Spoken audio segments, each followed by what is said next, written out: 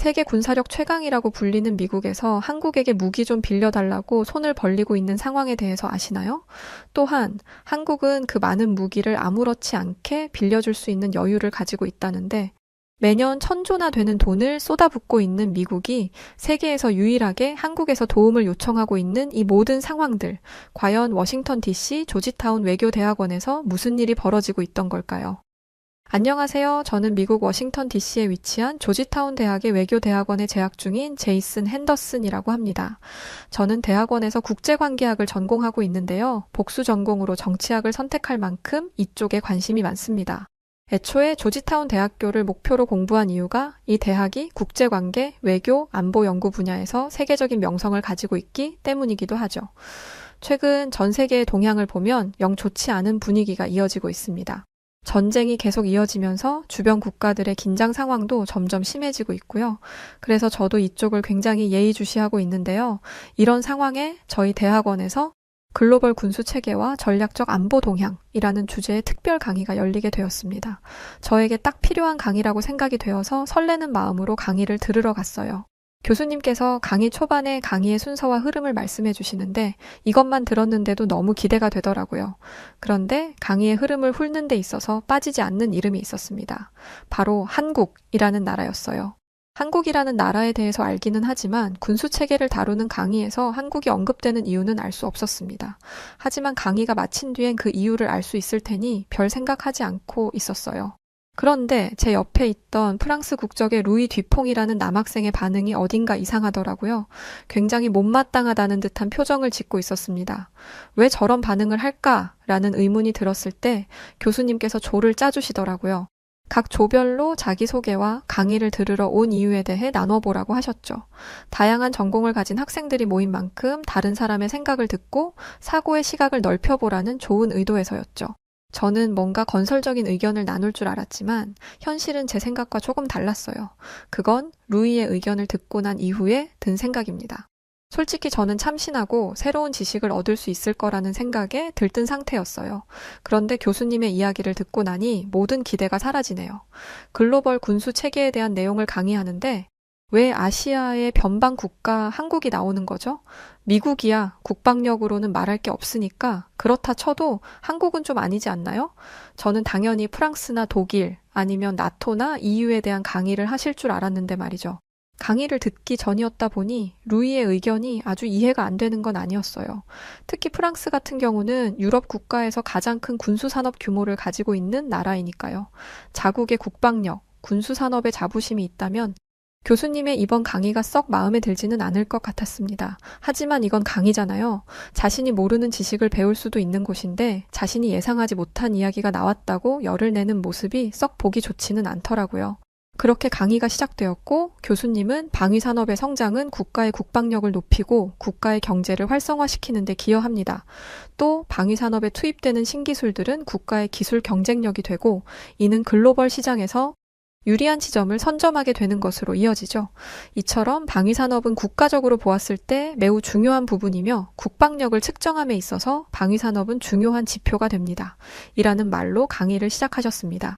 맞는 말이지 라고 생각하며 고개를 끄덕이고 있는데 교수님이 이런 말씀을 하셨어요. 저는 이 모든 지식을 여러분에게 전달할 수 있는 가장 효과적인 수단으로 아시아의 작지만 큰 나라, 한국을 소개하려고 합니다. 순간 제 옆자리에서 마치 불이 붙은 것과 같은 열기가 느껴졌어요. 옆을 슬쩍 보니 루이는 눈을 부릅뜨고 교수님을 쳐다보고 있었습니다. 눈이 얼마나 이글이글거리는지 자칫 잘못하다가는 눈이 마주칠 것 같아서 눈을 피하고 말았어요. 정말 눈치가 보이더라고요. 루이가 교수님의 말에 딴지를 걸거나 강의 분위기를 해칠까봐 걱정되었거든요. 그런데 루이는 결국 이를 내고야 말았습니다.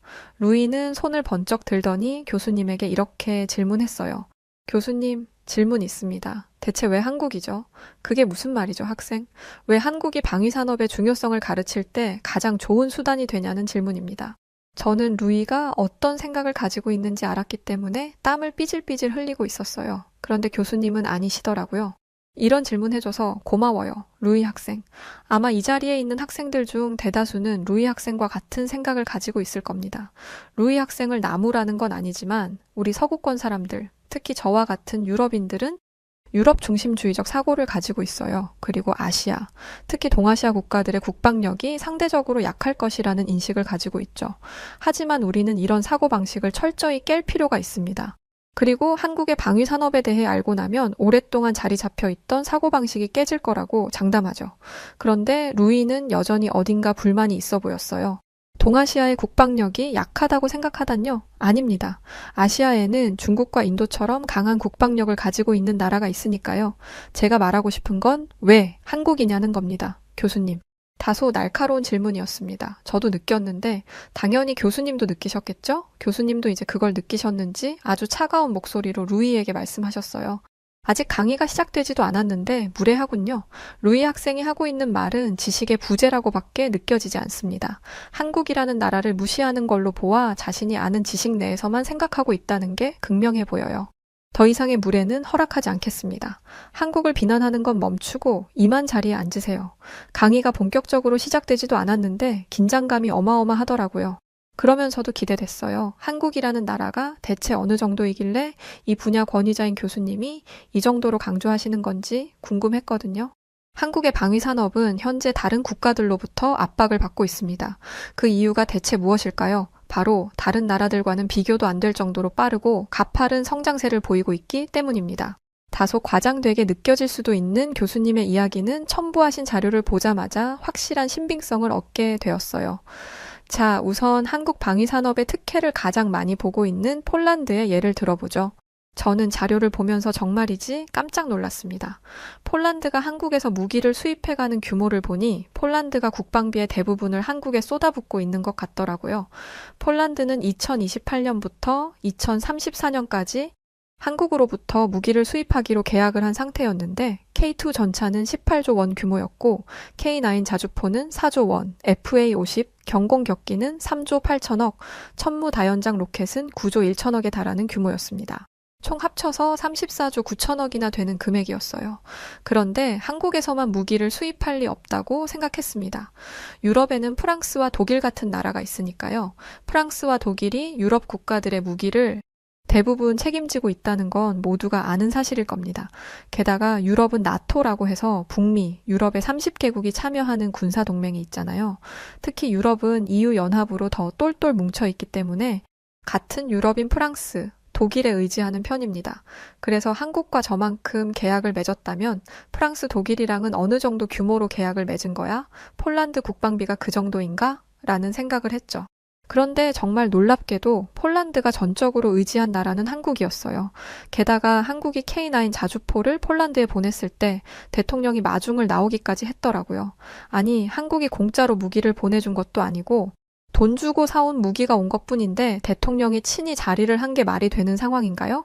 국방부 장관 정도라면 이해가 되지만 대체 이게 뭐라고 대통령까지 나오나 싶었어요. 게다가 대통령의 연설을 들으니 더 말이 안 되더라고요. 한국에서 온 이 현대적이고 고성능의 무기만이 홀란드를 지켜줄 수 있습니다. 러시아 제국에게서 우리를 지킬 힘은 강력한 군사력과 무기입니다. 누가 보면 한국이 폴란드에 무기를 기부한 줄 알겠더라고요. 그런데 폴란드 대통령이 이렇게까지 한 이유에 대해 교수님의 설명을 듣고 나니 아, 대통령이 나타난 데는 이유가 있구나 싶더라고요. 결론부터 이야기하자면 현재 전 세계가 한국에서 무기를 사기 위해 줄을 서고 있다고 합니다. 그러니까 조금이라도 한국에게 잘 보여야 좀 더 큰 규모의 거래를 할 수 있다는 거죠. 나 아니면 팔 곳 없는 나라라면 떵떵거리며 거만한 자세를 취해도 상관없겠지만 현재 미국마저도 한국에게 무기를 대여하는 판국이라고 합니다. 이번에 우크라이나에게 무기를 지원해주면서 무기고가 비었는데 이걸 채우기 위해 한국에게 도움의 손길을 내밀었다는 거죠. 무려 50만 발이나 되는 포탄을 대여한다고 하는데 무려 미국이 아시아 변방에 있는 작은 나라인 한국에게서 무기를 빌린다는 사실이 도무지 믿기지 않았습니다. 그런데 교수님은 더욱 놀라운 사실을 알려주셨어요. 미국이 50만 발을 대여한다는 것에 놀라는 것으로 끝나서는 안 됩니다. 50만 발이나 되는 무기를 아무렇지 않게 내어줄 수 있다는 게 얼마나 놀라운 일인지 다들 아시나요? 다른 나라였으면 감히 엄두도 못 낼 정도의 규모입니다. 무엇보다 한국은 현재 북한과의 긴장 상태에 놓여 있죠. 이건 즉 50만 발 없어도 북한과 교전할 수 있을 정도의 충분한 무기를 보유하고 있다는 의미입니다. 진짜 말이 안 되는 수준이었죠. 다른 나라들이 평화에 익숙해져서 무기고를 텅 비워둔 상황에서 한국은 착실히 국방력을 다지고 있었던 거예요. 제가 이렇게 놀라워하고 있는데 이번에도 루이가 태클을 걸었습니다. 미군이 한국에서 철수하면 한국은 스스로 지킬 만한 힘이 전혀 없다고 하던데 한국이 있는 거 없는 거 다 끌어다가 미국을 도와준 거 아닌가요? 미국이 50만 개를 내놓지 않으면 미군을 철수하겠다고 했을 수도 있지 않습니까? 한숨이 절로 나왔어요. 저는 강의에 집중하고 싶은데 도대체 루이 때문에 강의가 제대로 이어지지가 않더라고요. 교수님이 한국에 대한 이야기를 할 때마다 한숨을 쉬지를 않나 불편한 기색을 엄청 냈거든요. 그렇지만 루이의 말에도 어느 정도 일리가 있다고 생각했습니다. 국제 정세라는 게 아무리 평화롭게 보인다 하더라도 결국 힘에 의해 움직이는 게 사실이잖아요. 특히 미국과 같은 강대국의 보호를 받고 있다면 미국의 압박을 견디기 어려울 것 같았습니다. 무엇보다 미국이 50만 발 내놓아서 무기고가 텅 비어도 괜찮아. 어차피 우리가 너희를 지켜주잖아? 라는 식으로 나오면 한국이 뭐 어찌할 도리가 있었겠어요? 그러나 저의 이 생각은 매우 아니라고도 어찌 보면 멍청하기까지 한 생각이었습니다. 저는 생각보다 한국에 대해 잘 모르고 있더라고요. 한국에게 있어서 미국은 든든한 우방입니다. 하지만 이건 상하관계를 의미하지 않아요. 두 나라는 상호 협력하는 관계이지 지배 관계에 있지 않습니다. 미국이 한국을 지배하고 있다는 건 너무나 구시대적인 발상이에요. 한국은 결코 이전과 같지 않습니다. 그러면서 한국 이야기를 해주셨는데요. 한국은 1940년대만 해도 군사 물자를 해외 원조 수입에 의존했다고 합니다. 말이 원조 수입이지 그냥 지원받은 것이나 다름없어요. 그렇게 시간이 흘러 1970년대가 되었고 당시 한국 대통령이 북한은 화포, 탱크까지 생산하는데 한국은 소총 한 자루를 만들 능력이 없는 현실에 무기를 만들 것을 지시했다고 합니다. 영어로 한국어를 직역하면 번갯불에 콩을 굽듯이가 되더라고요. 아주 빠른 속도로 만들라고 지시했다는 그런 의미인데 어찌 보면 말도 안 되는 이 지시를 한국의 무기개발팀이 해냈다고 합니다. 교수님이 아무렇지도 않게 말씀하셔서 그냥 그런가 보다 했는데 교수님의 부연 설명을 듣다 보니까 이게 진짜 말도 안 되는 일이더라고요. 당시 한국 대통령이 무기를 만들라고 지시한 시기는 1971년 11월 10일이었습니다. 그런데 박격포와 소총 등 시제품이 완성된 시기는 12월 16일이죠. 여러분은 이게 이렇게 빨리 가능할 일이라고 생각하나요?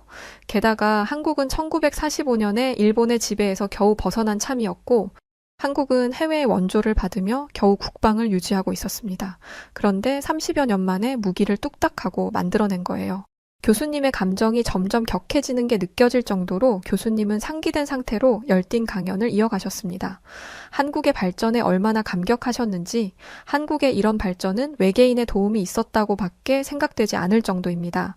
외계인은 미국이 아니라 한국에 있을지도 모른다는 거죠. 라는 말까지 하실 정도였어요. 그런데 또 루이가 태클을 걸고 나섰습니다.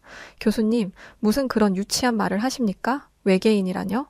그게 지금 조지타운 대학에서 하실 말씀이라고 생각하세요? 그리고 그게 뭐 그리 대단한 일이라고 그러시는 거죠? 이미 서방 국가는 미사일, 전투기는 뚝딱하고 만들 정도였습니다. 게다가 미국은 이미 핵무기를 보유하고 있었고 1945년에는 핵으로 2차 세계대전을 끝내기도 했고요. 한국이 1945년에 일본에게서 벗어났다고 하셨죠? 한국은 미국의 공격이 없었더라면 여전히 일본의 지배 아래에 있었겠네요. 일본에게 흡수됐을 수도 있고요. 한국은 미국이 아니면 살아남을 수가 없는 나라인가 보죠? 이쯤 되니까 저도 짜증이 나더라고요. 솔직히 교수님 말에는 틀린 게 하나도 없었습니다. 한국에게 별 기대 안 했던 저조차도 강의를 듣다 보니 한국의 기술력과 발전 속도에 감탄할 정도였으니까요. 그리고 한국과 미국의 관계에 대해서는 미국인인 저도 언급을 안 하는데 왜 프랑스인인 본인이 나서서 저딴 소리를 하는지 이해가 안 되더라고요. 글로벌 군수체계에 관해 논하는 자리에서 프랑스가 언급되지 않았다고 저러는 건 그냥 심술 부리는 꼴밖에 안 되잖아요. 대체 한국에 무슨 억하심정이 있어서 그러는 건지. 아무래도 지난 파리올림픽 때 프랑스가 아닌 한국이 유독 인기를 끌고 한국 올림픽이라는 소리를 듣게 돼서 괜히 심술이 난 건지 여하튼 이건 교수님에 대한 무례이기도 하고 열성적으로 강의를 듣는 학생들의 수업도 방해하는 행동이기에 더 이상 참을 수가 없었습니다. 저는 같은 학생으로서 루이에게 나지막이 경고했어요. 루이 씨는 지금 교수님이 편파적으로 강의를 하고 있다고 생각하는 것 같네요. 맞나요?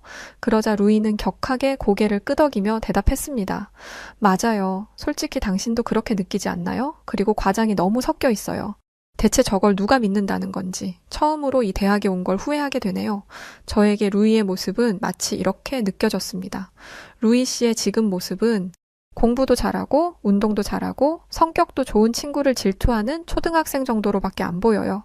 교수님이 아무리 객관적인 증거를 들이밀어도 눈 하나 깜짝 안 하던 사람이 이런 얘기에는 반응을 하더라고요. 자신이 이 세상에서 가장 옳은 말을 하는 것처럼 굴던 사람의 얼굴이 시뻘개지더니 저를 무섭도록 노려보고 있었습니다. 그런데 무섭지도 않았어요. 키만 컸지 말라서 힘 하나 못 쓸 것처럼 보였거든요. 그에 반해 저는 덩치도 크고 누가 봐도 힘 좀 꽤나 쓰게 생겼다 싶습니다. 프랑스가 유럽에서 힘 좀 쓴다는 건 저도 알고 있습니다. 저도 아는데 교수님이 모르시겠어요. 그런데 인정할 건 인정해야죠. 폴란드가 바로 옆에 있는 프랑스산을 안 쓰고 한국 거를 쓰는 데는 이유가 있겠죠. 증거가 저렇게 명확하잖아요. 배울 게 있으면 배울 생각을 해야지 이렇게 깎아내리기만 한다고 해서 되겠습니까? 제가 이렇게 말하자 옆에 있는 학생도 기다렸다는 듯이 하고 싶었던 말을 꺼내더라고요. 동의합니다. 최근 뉴스에서 프랑스 대통령이 대놓고 한국을 저격하는 발언을 했다는 걸 들었어요. 한국 무기를 구매한 폴란드를 배신자처럼 생각하는 것 같더라고요. 그러면서 유럽 국가들은 유럽의 무기를 써야 한다고 하는데 감정에 호소하기만 할 뿐 한국 무기보다 더 나은 점을 말하지는 못했습니다. 솔직히 대통령이 나와서 할 말의 수준은 아니라고 생각했어요. 루이는 자기 나라 대통령까지 언급이 되니 어쩔 줄 몰라 하더라고요. 아마 이 학생의 말에 자신도 동의한 거겠죠? 당황해서 동공이 떨리는 게 제 눈에 보일 정도였습니다. 그리고 폴란드를 배신자 취급할 게 아니라 폴란드가 왜 한국에게 손을 뻗었는지 이유를 알려주는 교수님께 감사하세요. 무엇보다 프랑스 대통령은 자국의 국방력을 위해 한국산 무기를 직접 환영한 폴란드 대통령을 보고 배울 필요성이 있어 보이네요. 그래야 한국이 프랑스와 거래를 해주지 않겠어요? 루이는 이봐요. 지금 우리 프랑스가 한국에 도움을 청할 날이 올 거라는 거예요. 지금 말이 되는 소리를 해야지 라고 소리를 치면서 혹시 자기 편을 들어주는 사람이 없는지 주변을 둘러보았습니다. 하지만 강의실의 분위기는 이미 싸늘해진 지 오래였고 루이는 강의실 구석에 있던 독일인 학생에게 도움을 청하듯이 말을 걸었어요. 당신 독일에서 왔죠? 당신의 생각은 어때요?